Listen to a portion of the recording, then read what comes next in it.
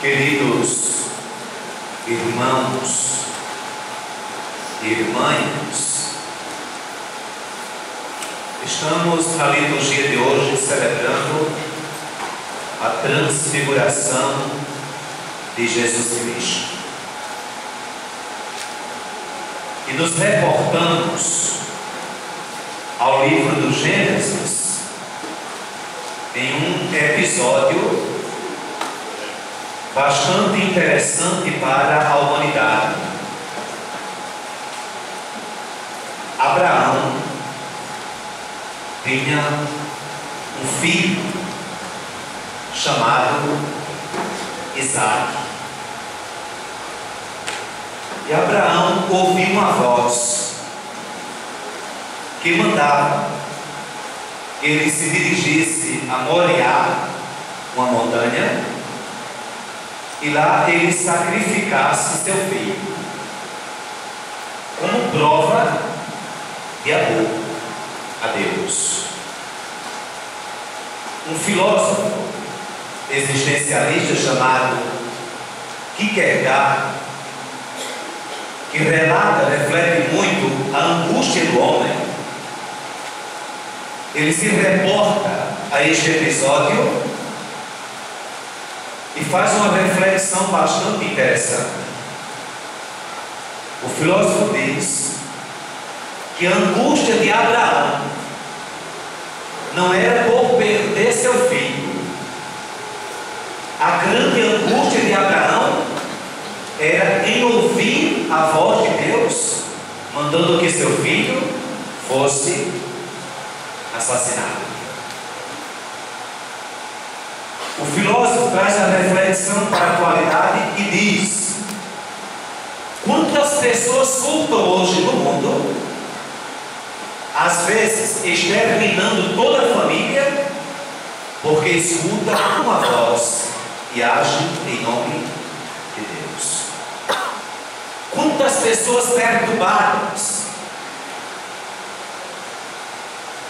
passam por alucinações, escutam vozes e tiram a vida de tantas outras pessoas.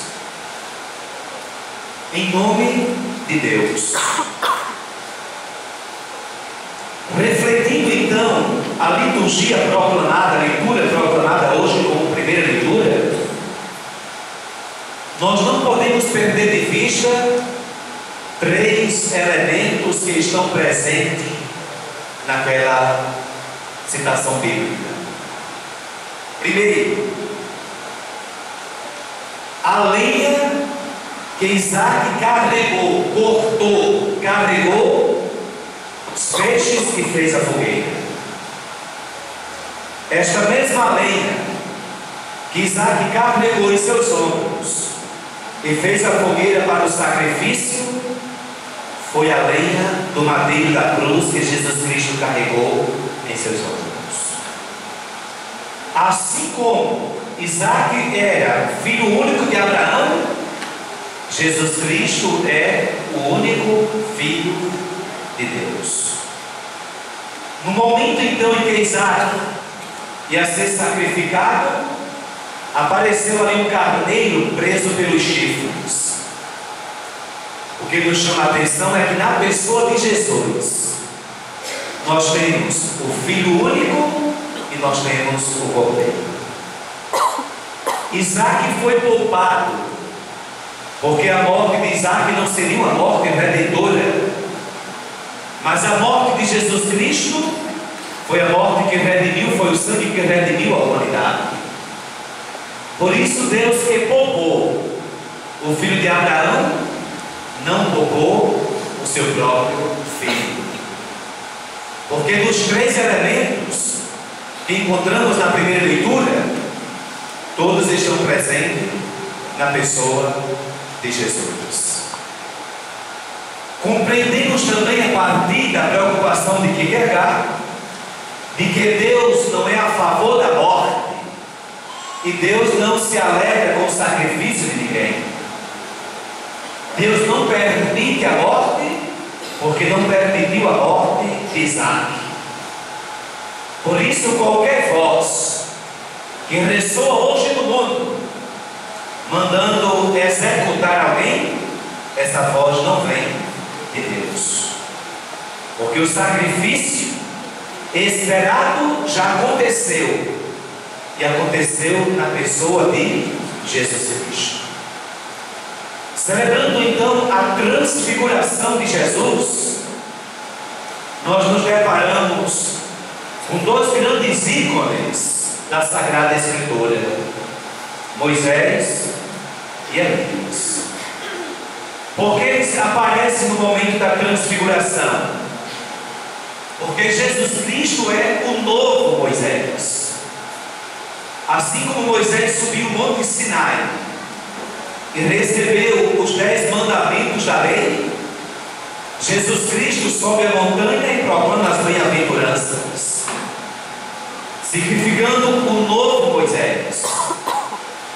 Assim como o profeta Elias tinha de fato essa intimidade com Deus, e suas preces eram ouvidas de imediato, na pessoa de Jesus Cristo, nós acreditamos o grande mediador entre todas as coisas, entre Deus e o homem.